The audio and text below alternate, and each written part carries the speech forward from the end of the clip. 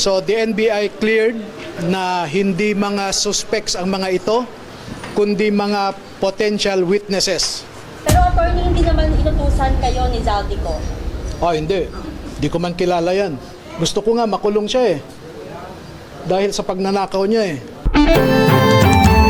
Magkakaroon kami ng susunod na proseso para maglatag kami ng ebidensya laban doon sa mga pinangalanan nila sa kanilang affidavit. Ang sabi kasi sa subpoena, they just want to establish the identity ng mga 18. So sabi ko, okay lang kami sa identity, so pinakita namin yung kanilang serial number, government issued identification cards, etc. And then sabi ko, pumayag kami na magtanong pa sila. Kaya inisa-isa nilang tinanong kanina. No? Inisa-isa silang tinanong kanina at okay naman. Kahit walang authority ang NBI na i-one-on-one sila, dahil kailangan ng abogado sana ang bawat isa, pero pinayagan po namin sila. Wala naman kaming itatago na lihim or ano, no? So, kaya nga sila nag-affidavit, handa po silang panindigan yung kanilang sinasabi. Kung gusto ng NBI mag-imbestiga, cooperate kami. Kung gusto ng ombudsman ang mag-imbestiga, cooperate kami.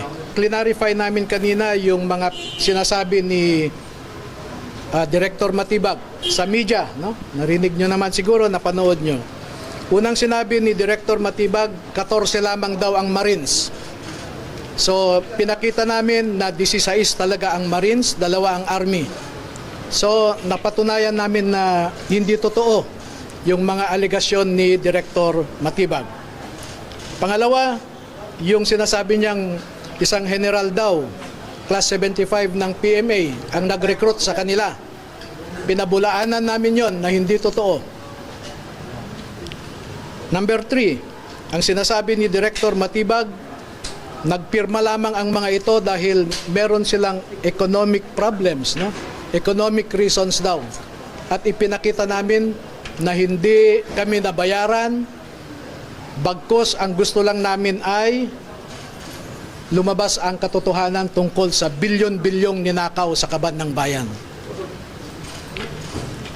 Yung flight detail na sinasabi po ninyo, ang sabi ni Director Matibag, sa 2023 to 2025, di ba sinabi niya, ay wala daw eroplano ng air taxi pumuntang Ilocos. Kinaligtaan niya yung 2022. Bakit ba 23 to 25 lang ang sinasabi niya? Kasi 2022, nag-deliver sa Ilocos na gamit ang eroplano. So, hindi ko alam kung saan nanggagaling yung intel o impormasyon ni Director Matibag. At lahat po yan, naklaro namin kanina at sa tingin ko nakumbinsi naman ang mga investigador. Hindi dapat ganun ang investigador. Ang investigador, bago magbukas ng bunganga, he should first be sure of his facts. Dito po, hindi ko alam kung saan nanggagaling yung sinasabi ni Director. Pero attorney, hindi naman inutusan kayo ni Zaldico. Hindi. Hindi ko man kilala yan. Gusto ko nga makulong siya dahil sa pagnanakaw niya Yan ang ating Bravo Balita. Salamat sa panonood.